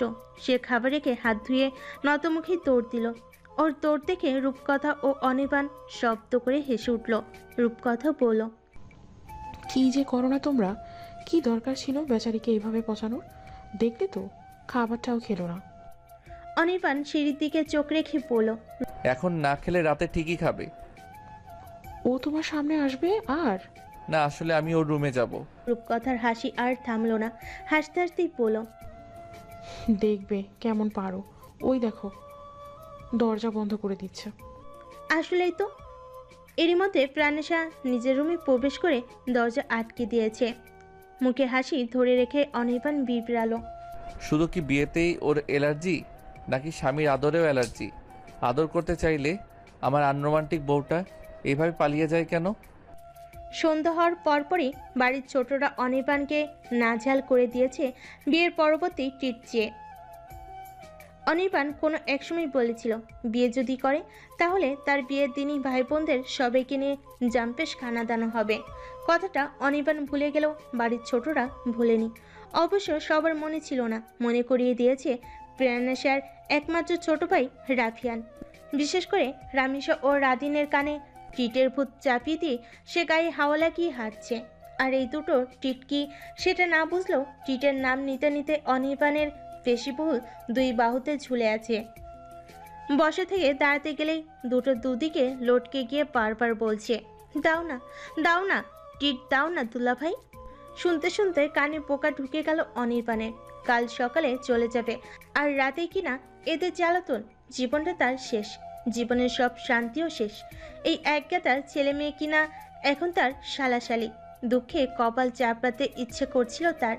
ওদেরকে শাসাতি পড়ল। এই কিসের ট্রিট রে? ট্রিটের কি বুঝিস তোরা? পড়াশোনা নাই তোদের, দিন রাত খালি খাওয়া দাওয়া। রাদিন বলল, ট্রিট না দিলে ছাড়বো না তোমায়, ট্রিট তুমি দিবেই। ঘোড়ার ডিম দেব। হাত ছাড় আমার, আমি কি দোল না তোরা এভাবে ঝুলে আছিস? ছাড় রে ভাই। ভাই না তো, শালা বলো, তুমি আমার দুলা ভাই তো। মাটিতে মাথা ঠুকে কাঁদলো। মনে হয় এই যন্ত্রণা থেকে মুক্তি পাবে না অনির্বাণ। ছোটবেলা থেকে যারা তাকে মেজ ভাই বলে ডাকতো, এখন এসে ওদের মুখ থেকে দুলাভাই ডাক শুনলেই গায়ের পশম দাঁড়িয়ে যাচ্ছে। এই দুলাভাই ডাকটা তার পছন্দ নয় বলেই সে প্রায় ধমকে উঠে বলল, খবরদার আমাকে দুলাভাই ডাকবি না, আমি তোদের দুলাভাই নই, আমাকে মেজো ভাইয়া ডাক। না, তোমাকে আমরা দুলাভাই ডাকবো। এ রামিসা, ডাক দুলাভাই। শুরু হলো রামিসার ডাক, ও দুলাভাই, ও দুলাভাই। এইভাবে একই ডাককে সে 100 বার রিপিট করেছে। কোন ভূত চেপেছিল ঘাড়ে যে প্রাণেশাকে বিয়ে করে এমন একটা পরিস্থিতিতে পড়ে গেল। সে কেন দুলাভাই হবে, তাও আপন কাজিনদের? অসহায় কণ্ঠে অনির্বাণ বলল, আচ্ছা হাত ছাড়, তোদেরকে ট্রিট দেব। তোরা গিয়ে তোদের ভাবিকে রাজি করা। গিয়ে বল যে মেজো ভাইয়া বলেছে আধা ঘন্টার মধ্যে তৈরি হতে, রাতে বাইরে ডিনার করতে যাবে, বলবি তো? রামিসা ভাবুক নয়নে তাকিয়ে রইল। কাকে ভাবি ডাকবে বুঝলো না বিধায় কিছু বলতে পারলো না। রাদিন বলল, ভাবি কে? কে আবার? তোদের আদরের বোন প্রাণেশা। যদি আজ ট্রিট চাস তাহলে এক্ষুনি প্রাণেশাকে ভাবি ডেকে আয়। রাদিন গালমুখ ফুলিয়ে বলল, সোনাপুকে ভাবি কিভাবে ডাকবো? ভাইকে দুলাভাই যেভাবে ডাকিস, আপুকে ভাবি সেভাবেই ডাকবি। যা ফোট, ভাবি না ডেকে আমার কাছে আসবি তো দুটোকে কান ধরে এখানেই উঠবস করাবো। কথা ক্লিয়ার? এরপর দুটোকে কান পড়া দিল অনির্বাণ। রামিসা ও রাদিন বিড়বিড় করতে করতে প্রাণেশার রুমে দরজার কাছে গেল। বাড়ি থেকে দরজা আটকানো দেখে রাদিন ডাক দিল, ভাবি দরজা খুলো, ভাইয়া তোমাকে ডাকি। সে যে লজ্জায় দরজা আটকে ছিল আর খুলেনি, ঘর থেকে বেরো হয়নি। রুমের ভিতর বসে বসে নিজের পছন্দের কাজটা করছিল প্রাণেশা। আচমকা ভাবি ডাক শুনে অস্পষ্ট স্বরে সেই ডাক বিড়বিড়ালো একবার, কানে নিল না। আবারও রাদিনের কণ্ঠে ভাবি ডাক ভেসে আসতেই হাতের কাজ ফেলে দরজা খুলতে দেখলো পিচ্ছি দুটো দরজার সম্মুখে দাঁড়িয়ে আছে। ওদের মুখোমুখি হয়ে বলল, কে ভাবি? রাদিন স্পষ্ট কণ্ঠে উচ্চারণ করলো, তুমিই তো ভাবি। আমি তোর ভাবি হলাম কবে? এখান থেকে কে শিখিয়েছে তোকে এই কথা? কিছুটা ধমকে উঠে প্রশ্ন করলো প্রাণেশা। রাদিন ও রামিসা দুটোই ভয় পেয়ে একটা আরেকটার হাত চেপে ধরল। রাদিন উকিতে ড্রয়িং রুমের সোফার দিকে দৃষ্টি দিতে সেদিকে কার শেখানো কথা এসব সেটা বুঝে গেল প্রাণেশা। দরজায় হেলান দিয়ে দাঁড়িয়ে পড়ল। আমার হাতে যে কঞ্চি থাকে সেটা দেখেছিস তো? রাদিন কাচুমাচু হয়ে পড়ল, কি করবে ওটা দিয়ে? তোর পিঠে ভাঙবো। আর যদি আমাকে ভাবি ডাকিস, রোজ সকালে নিয়ম করে 100 বার কান ধরে উদ্বস করবি, তাও বাড়ির সবার সামনে, মনে থাকবে? প্রাণেশাকে এমনিতেই ভয় পায় ওরা, এই কথাতে আরো ভয় পেল। ভাবি ডেকে বিপদ বাড়াতে রাজি নয় এরা, তাই যান বাঁচাতে দৌড়ে আবার অনির্বাণের সামনে গেল। ওদের বুঝিয়ে সুঝিয়ে আরাম করে আদর্শ হয়ে টেলিভিশন দেখছিল অনির্বাণ। পিচ্ছিদের আবার সামনে দেখে বলল, ভাবি ডেকে এসেছিস তো? রাদিন বলল, সোনাপু তো কঞ্চি দিয়ে মারবে। এখন আমি তোদেরকেই আছাড় মারব। আজ থেকে নিয়ম করে প্রাণেশাকে 24 ঘন্টায় 48 বার ভাবি ডাকবি, বোঝা গেছে? আমাকে দুজনেই ফুপিয়ে উঠল। ফুপাতে ফুপাতে রাদিন বলল, যদি মারে? মারুক, মার খেয়েও ডাকবি, ডাকা মিস করা যাবে না। দুটোতে ঠিকঠাক মতো কাজ করতে পারে কিনা সেটাই দূর থেকে দেখছিল রাফিয়ান। ওদের দিয়ে যে কোনো কাজ হবে না, উল্টো টিট মিস যাবে সেটা বুঝে শেষবেলা সেই এলো সামনে, সে নির্ভয়ে বলল, তুমি কিন্তু বলেছিলে ট্রিট দিবে, এখন কথা পাল্টাচ্ছ? অনির্বাণ বলল, আমি মোটেও কথা পাল্টাচ্ছি না। ট্রিট আমি দেব, কিন্তু ওদেরকে বল তোর বোনকে গিয়ে ভাবি ডাকতে। সোনাপু যে কতটা মেজাজি সেটা তুমি জানো দুলাভাই। বলে দাঁত কেলিয়ে হাসলো রাফিয়ান। অনির্বাণ নিজের চুল টেনে ধরেই পড়ল, খবরদার আমাকে দুলাভাই ডাকবি না। বোনের স্বামী তো দুলাভাই হয়, তাই না? বোনের স্বামী দুলাভাই হলেও বাড়ির ছেলে দুলাভাই হয় না, মাথায় ঢুকিয়ে নে এটা। বাড়ির ছেলে হওয়া কি অন্য কিছু? আমার তাতে কি আসে যায়? আমার বোনের স্বামীকে আমি দুলাভাই ডাকবো, এটাই শেষ কথা। একটু আগে ওনাদের বলেছি, এখন গিয়ে মিষ্টি আপু, ছোট আপু, সেজো ভাইয়া আর লম্বু ভাইয়াকে বলবো সবাই যেন তোমাকে দুলাভাই ডাকে। নিজের বোনের কথা আসাতেই অনির্বাণ বলল, আয়শা কেন আমাকে দুলাভাই ডাকবে? ছোট আপু না ডাকলেও মিষ্টি আপু, সেজো ভাইয়া ও লম্বু ভাইয়া ঠিকই দুলাভাই ডাকবে। আগুনের পাত্রে খানিকটা ঘি ঢেলে মিষ্টি করে আবারও হাসলো রাফিয়ান। সে খুব একটা ছোট নয়, এই বছর টেনে উঠেছে। আয়েশা, মায়েশা ও রেদওয়ান তার চেয়ে 3 বছরই বড়। ওরা এইচএসসি দিয়েছে। বোন দুজনকে রাফিয়ান ও ছোট আপু ও মিষ্টি আপু বলে ডাকে, আর রেদওয়ানকে লম্বু ভাইয়া ডাকে। ওদের মধ্যে রেদওয়ান ও আয়েশা কমার্সের স্টুডেন্ট ও মায়েশা সায়েন্সের। প্রাণেশের তুলনায় ওরা সবাই যথেষ্ট ভালো পড়াশোনাতে। এক একজন দুষ্টামি করলেও মেপে মেপে করে। আজ অনির্বাণকে খেপাতেই এই বুদ্ধি এঁটেছে রাফিয়ান। যেহেতু অনির্বাণ সকালেই চলে যাবে, টিট নেওয়ার সুযোগ এখনই। এরপর আর কবে আসবে ঠিক নেই। সে জাম্পেশ খানাদানা মিস করার ছেলে নয়, তাই তো এই দুষ্টামি। তার হাসি দেখে ফুঁসে ওঠে অনির্বাণ। সোফার কুশন হাতে নিয়ে ছুঁড়ে ফেলতে গেলে তার আগেই নিজের রুমে দৌড় দিল রাফিয়ান। যাওয়ার আগে আরো 2 চামচ ঘি বাড়িয়ে দিয়ে গানের সুরে চেঁচিয়ে চেঁচিয়ে পড়ল, দুলাভাই দুলাভাই, ও আমার দুলাভাই।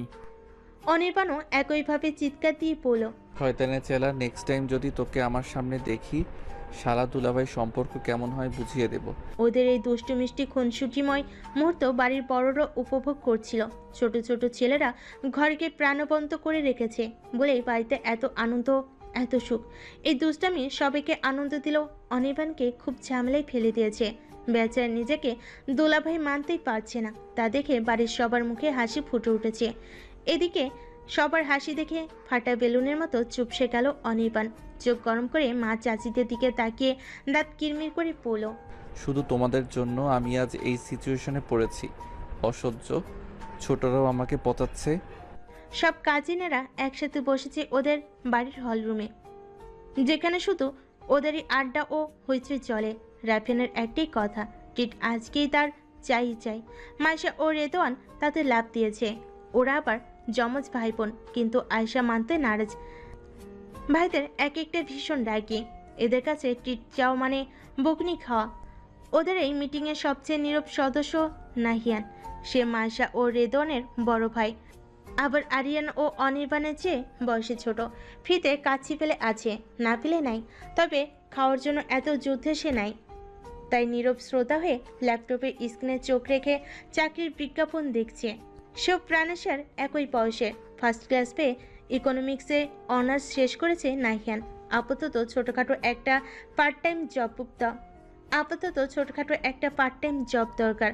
পাশাপাশি মাস্টার্স শেষ করার চিন্তা তার মধ্যে বেশি। বিয়ের হুলুস্থুলুসও খুব একটা গায়ে মাখিনি। এই টিটটা গায়ে মাখলো না, নিজের মতো করে কাজে ব্যস্ত রইল। আয়শা নখ কামড়াতে কামড়াতে বলল, টিটের ভূত মাথা থেকে সরিয়ে ফেলো সব, না হলে বকা খেতে হবে।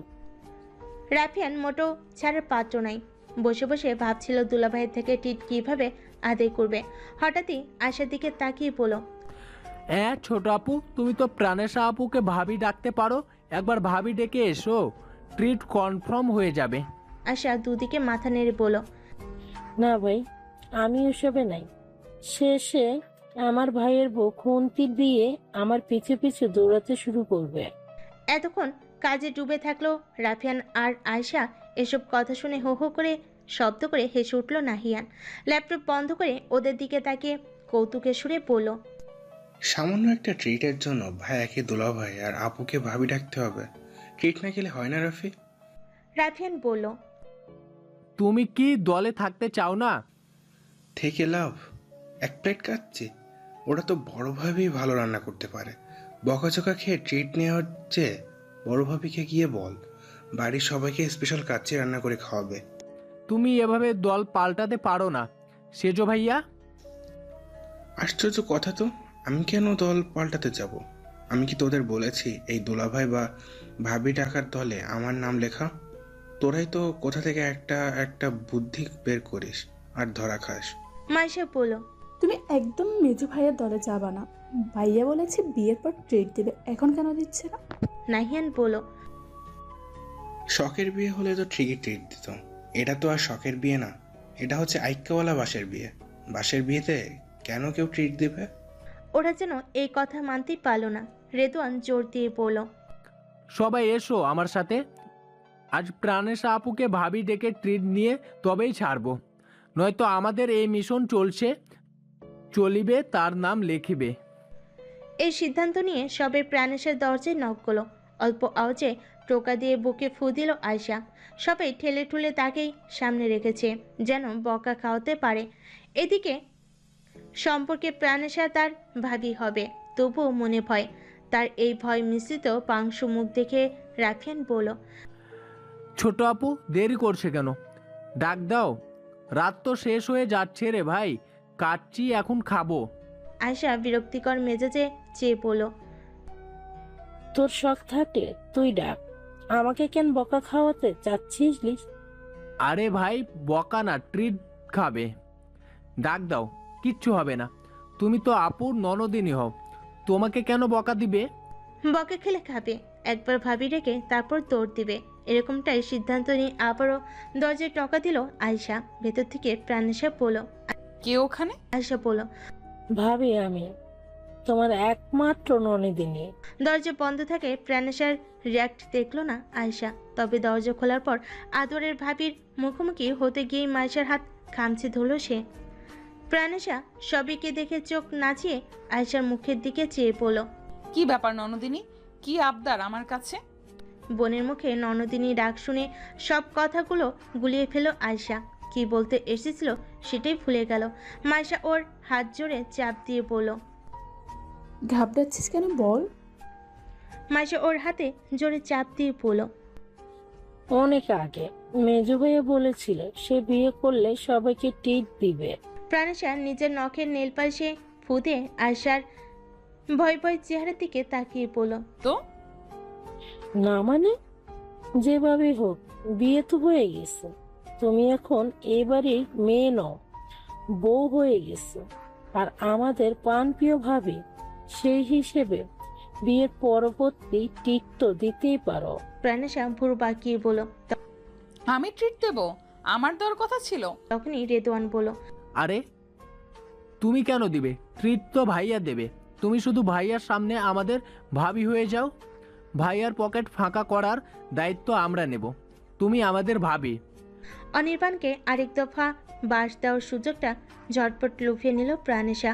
ড্রয়িং রুমের দিকে উকি দিয়ে পড়ল, অফকোর্স তোদের ভাবি হতে আমার কোনো আপত্তি নেই, কিন্তু মাইশা বলল, কিন্তু কি? আমাকে বকা খাওয়াতে পারবি না। সব ধরনের বকা ও বাস থেকে বাঁচাবি তো তোরা? সবাই ঘাড় নেড়ে সম্মতি জানালো। অনির্বাণের দিকে তাকিয়ে উপর থেকে প্রাণেশা বলল, তুমি না কি বলেছ ভাবি ডাকলে ওদেরকে ট্রিট দেবে? ওরা আমাকে ভাবি ডেকেছে, আমিও ওদেরকে ননদ দেবর মেনে নিয়েছি, এখন ওদেরকে ট্রিট দাও। এই অসম্ভব যে এত তাড়াতাড়ি সম্ভব হবে ভাবতে পারেনি অনির্বাণ। প্রাণেশার থেকে স্বীকারোক্তি শুনেও যেন বিশ্বাস হলো না, নিজ থেকেই বলল। তাহলে ওদের বল আমাকে যেন দুলাভাই না ডাকে। প্রাণেশা ওদেরকে এই কথা বুঝাতে গেলে রাফিয়ান বলল। আমি কিন্তু দুলাভাই রাখবো। শব্দ করে হেসে ফেল প্রাণেশা, ভাইকে কাছে টেনে মাথায় হাত বুলিয়ে বলল। তোর যা মন চায় তুই তাই ডাকবি, আমরা কেউ কিচ্ছু বলবো না, তাই না রে? সবাই উচ্চস্বরে হেসে উঠল। প্রাণেশা বলল, যাও ঝটপট রেডি হও সবাই। আবারও নিজের ঘরে ঢুকে দরজা আটকাতে গেলে আয়েশা বলল, তুমিও রেডি হয়ে নাও। ভাবি যেহেতু তোমাকে ঘিরে টিকটা হবে, তুমি না গেলে কেমন দেখাবে? একটু জোরে বলাতে কথাটা অনির্বাণের কানেও গেল। সে সিঁড়ি বেয়ে উপরে আসছিল, আশেপাশে তাকিয়ে দেখলো মুরব্বীরা কেউ এদিকে নেই। রান্নাঘরে শুধু রূপকথা ও কাজের মেয়েটা।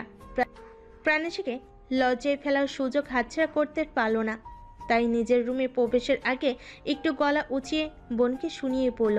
আমার বউটাকে বল ট্রিটটা যেহেতু বিয়ে উপলক্ষে, সে যেন একটা লাল টুকটুকে শাড়ি পরে বউ সাজে। বউকে দেখে যদি বউ বউ ফিল না আসে, ট্রিট তো জমবে না রে আপনি। এই লম্বু যা তো গিয়ে দেখ ওরা সবাই তৈরি হলো কিনা।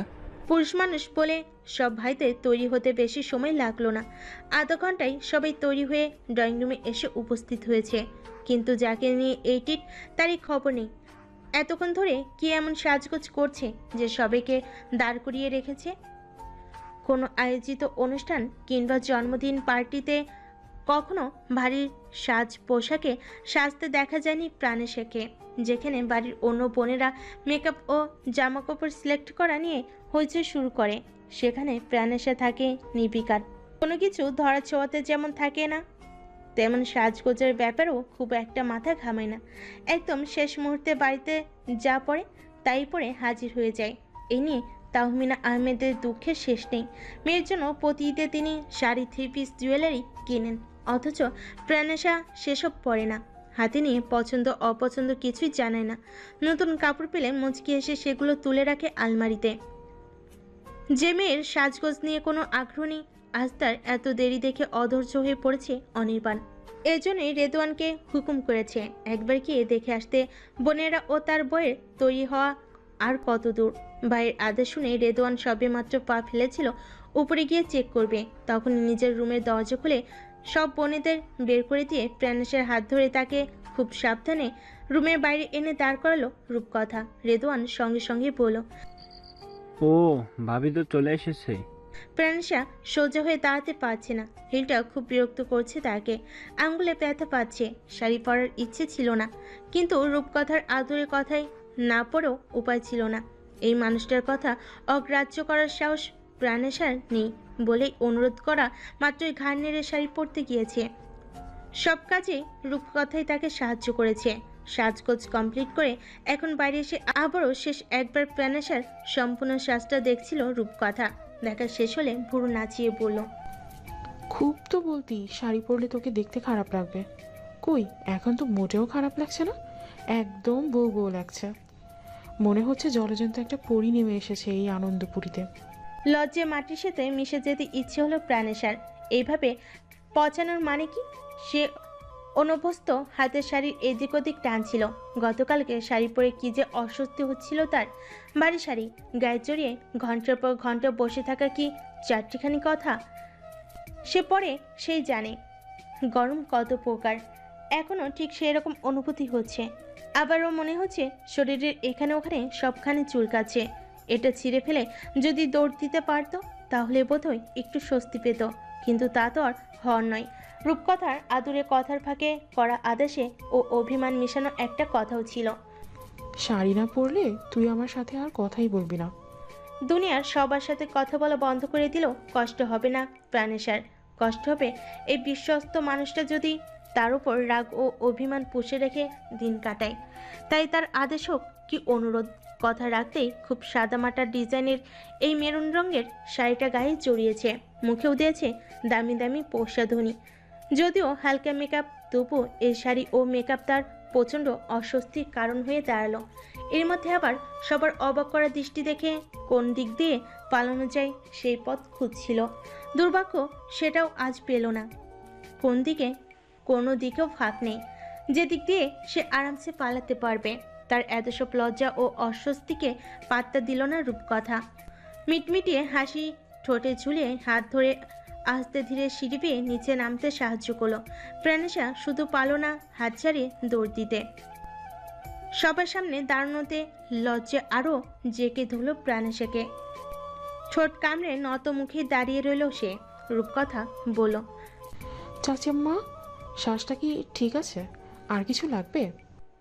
তাহমিনা আহমেদ মেয়ের সামনে এসে দু চোখ ভরে মেয়েকে দেখে সিনের পরশে সম্পূর্ণ মুখ ছুঁয়ে কপালে আদর দিয়ে বললেন, এখন মনে হচ্ছে আমার মেয়েটা একদম স্বয়ংসম্পূর্ণা, কোনো ত্রুটি নেই। আমরা তো তোকে সবসময় এভাবে দেখতে চাই প্রাণ। এইটুকু আদরে দু চোখ ভাসিয়ে কাদার কথা ছিল প্রাণেশার, কিন্তু সে কাঁদল না। দাঁতে দাঁত চেপে চোখের পানি কন্ট্রোল করে নিশ্চুপে দাঁড়িয়ে রইল। মা চাচিরা আজ খুব প্রশংসা করছে প্রাণেশার, রূপের সাজ পোশাকের সব কিছুর। শুনো, সেসব প্রশংসায় আজ আর মনের কোণে আবেগ জমা হলো না। সব কিছু নিছক সময় ও পরিস্থিতি পরিবর্তন ভেবে মেনে নিল। সবাই যখন প্রাণেশাকে এই রূপের সাজে দেখে অবিরত প্রশংসা করছিল, বিরক্ত হয়ে রাফিয়ান বলে উঠল, সোনাপুকে তো 24 ঘন্টাই দেখো, আগে যা ছিল এখনই তা আছে। খামোকা আটকে রেখে দেরি করাচ্ছ, মনে হচ্ছে রাত আজ এখানেই শেষ হবে।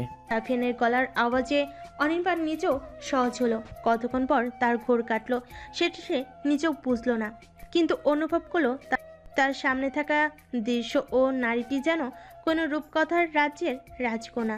শাড়ি, গহনা, মেকআপ, খোপে আবার নিজেদের বাগানের অলকলন্দা ফুল, সব মিলিয়ে প্রাণেশার সৌন্দর্য যেন দ্বিগুণ হয়ে মনের পথে ধরা দিল। অথচ এর আগে কোনোদিন এই মেয়েকে সে এভাবে দেখেনি, এত মুগ্ধ হয়নি, এত শান্তি পায়নি। সবটাই কি তবে বৈধ সম্পর্কে ভারী ও দামি সিলমোহরের কারণে? ভেবে কোনো কুল পেল না অনির্বাণ। মুগ্ধতা কাটিয়ে নিজেকে স্বাভাবিক অবস্থায় ফিরিয়ে নিতে সময় লাগলো তার। চশমা পরেও যেন সে ভুল ও অবিশ্বাস্য কিছু দেখে নিল আজকে। আর এই দেখাটাই তার মনকে টালমাটাল করে দিল। মেলি পোশাক আশাকে যে একটা অদ্ভুত সৌন্দর্য ও গুণ আছে, সেটা মন স্বীকার করতে বাধ্য হলো। না চাইতো দৃষ্টি সরিয়ে সবাইকে উদ্দেশ্য করে পড়ল, দেরি হচ্ছে, তোরা গিয়ে গাড়িতে বস। আমি মনে হয় রুমে চাবিটা ফেলে এসেছি, এক্ষুনি ওটা নিয়ে আসছি। অনির্বাণের পালিয়ে যাওয়া আর কেউ না বুঝতে পারলেও নাহিন ঠিকই বুঝে নিল। গা দোলালো হাসিতে মুখ ভরে উঠল তার। চেপে রাখতে চেয়েও পারল না, হাসতে শুরু করলো। হাসতে হাসতে বলল, বউয়ের এই রূপ দেখে মেজো ভাইয়া পালিয়েছে, এখন শুধু অজ্ঞান হওয়া বাকি। আশ্চর্যজনিত মনোভাব নিয়ে সিঁড়ির দিকে তাকালো প্রাণেশা। তাকে কি দেখতে এতটাই খারাপ লাগছে যে এইভাবে সরে যেতে হলো? কেউ তার রূপের ও গুণের মেধার প্রশংসা না করলেও যেমন কষ্ট হয় না, করলেও সেসব নিয়ে খুব একটা আনন্দ ফুর্তিও হয় না। তবে আজকের এই দৃশ্যটা খুব চোখে লাগলো। ঠোঁট কামড়ে পড়ল, ভাবি, আমার মনে হয় শাড়িটা চেঞ্জ করে আসা উচিত। কেউ আমাকে দেখে বিব্রত বা বিরক্ত হোক, আমি সেটা চাই না। আসলে গাড়ির চাবি ফেলে এসেছিল অনির্বাণ। ওটা হাতে নিয়ে নিচে নামতে গিয়ে প্রাণেশের কথাগুলো কানে বাজলো। কটমট চোখে চেয়ে থেকে বলল, এই নিয়ে আর একটা কথা বলবি তো? এমন চট দেব আক্কেল দাঁত সহ সবগুলো দাঁত খসে পড়ে যাবে। যা পড়েছিস সেটাই যথেষ্ট। এখন চুপ করে গাড়িতে এসে বস।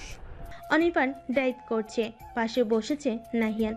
পিছনে বাকি সব কয়টা বসে বসে বক বক করছে। সবার মধ্যে নীরব শুধু প্রাণেশাই। না কোনো কথা শুনছে, না কোনো কথার উত্তর দিচ্ছে।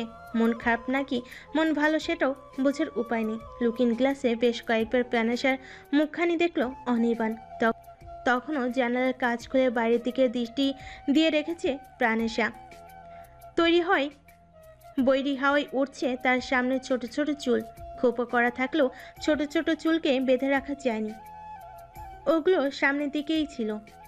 কপালও গাল ছুঁয়ে যাচ্ছে। আকাশ ফেটে ঝিরি ঝিরি বৃষ্টিও নেমেছে। হাত বাড়িয়ে সেই বৃষ্টি ছুঁয়ে দেখছে প্রাণেশা। বৃষ্টির স্পর্শ শুধু শরীর নয়, মন জুড়েও শীতল স্পর্শ ছুঁয়ে মনের সব অবসাদ দূর করে দিল। আচমকে অনির্বাণ ধমকে উঠে বলল, হাত বাইরে বের করছিস কেন প্রাণ? সঙ্গে সঙ্গে ডান হাতটা ভেতরে নিয়ে কাজ তুলে দিল প্রাণেশা। ভয় নয়, অনুমনস্কতার কারণে। খুব করে খেয়াল করেছে বিয়ের রাত থেকে অনির্বাণ তাকে ভাই বোনের সামনে অথবা একে পেলেই প্রাণ ডাকছে, নয়তো আগে প্রাণেশা ডাকতো। প্রথম যখন এই ডাক শুনে হৃৎপিণ্ড ধরফরিয়ে উঠেছিল, এখনও তাই হলো। আজ কেন যেন তার কোনো তর্কে যেতে ইচ্ছে করছে না, তাই শান্ত হয়ে ছিটে হেলান দিয়ে চুপ করে রইল। অন্য সময় হলে এই ধমকে তোয়াক্কা করতো না সে, ঠিকই এর পাল্টা জবাব দিত। অনির্বাণ নিজেও যেন প্রাণেশাকে এত শান্তশিষ্ট মেজাজে মেনে নিতে পারল না। ঘাড় ফিরিয়ে পিছনে তাকিয়ে বলল, শরীর খারাপ? ঝটপট দুদিকে মাথা নাড়ল প্রাণেশা। অনির্বাণ আরও কিছু বলতে চেয়েও থেমে গেল। শহরের নামি দামি রেস্টুরেন্টে এসে পৌঁছালো ওরা। পার্কিং প্লেসে গাড়ি থামিয়ে ডোর খুলে একে একে সবাইকে নামালো। সব কাজিনেরা এলেও আসেনি রূপকথা, আরিয়ান ও তাদের ছোট্ট রাজকন্যা। বড় ভাই এখনো অফিসে, আর ভাবি তাকে ছাড়া বাড়ির বাইরে পা ফেলবে না। অগত্যা 3টে মানুষকে ফেলে বাকিতে নিয়ে আসতে হলো। গাড়ি থামার সাথে সাথেই ওরা ছুটে বের হলো।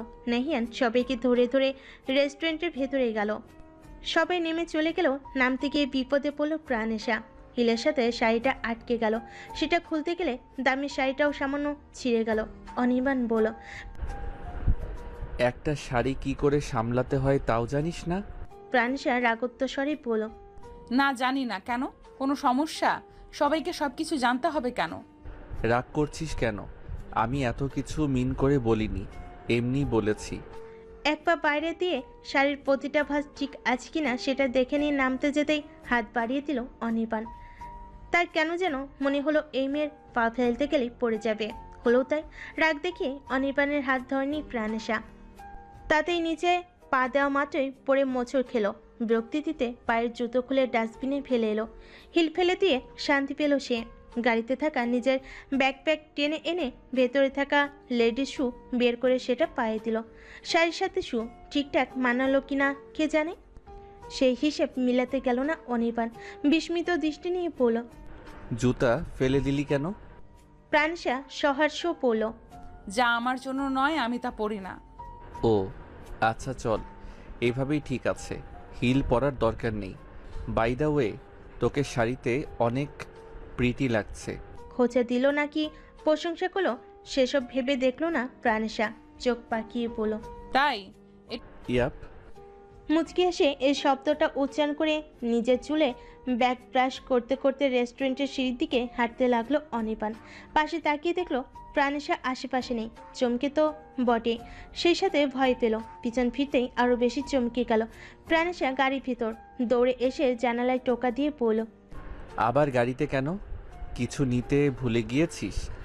গাড়ির কাজ খুলে দাঁত কেলেই হাসলো প্রাণেশা। শাড়ি দেখিয়ে পড়ল, এটা চেঞ্জ করতে এসেছি। অনির্বাণ আতকে উঠল। মুখটা তার হা হয়ে গেল। বলল, তুই গাড়ির ভেতরে কাপড় চেঞ্জ করবি? হ্যাঁ তো। ছি, কমন সেন্স বলে যে কিছু একটা আছে সেটাও তোর মধ্যে নেই। প্রাণেশা এত কথা কানে নিল না। শাড়িটা তাকে জ্বালিয়ে মারছে। এর মধ্যে হিল তার পায়ের আঙ্গুল ছিলে গেছে। এত সাজগোজ ও পরিপাটি তাকে থাকতে হবে না। সে যেমন চলে অভ্যস্ত, যেভাবে শান্তি ও স্বস্তি সেভাবে নিজেকে আবিষ্কার করতে গিয়ে ফটফট শাড়ি ব্লাউজ খুলতে যাচ্ছিল। এর মধ্যে অনির্বাণ পরিমরি করে চেঁচিয়ে উঠল, এই সাবধানে, জ্যান্ত একটা পুরুষ মানুষ তোর সামনে দাঁড়িয়ে আছে, আর তুই একটু তো লাজ লজ্জা নিজের মধ্যে রাখ। এত নির্লজ্জ হলে চলে? প্রাণেশা খিলখিলিয়ে হেসে উঠল। হাসতে হাসতে পরনের কাপড় চোপড় খুলে ভেতর থাকা নীলাভ সবুজ রঙের লম্বা সাইজের ফুলহাতা লেডিস টি শার্ট ও নেভি ব্লু রঙের জেঙ্গিস দেখিয়ে পড়ল, আমারও একদমই লজ্জা শরম নেই।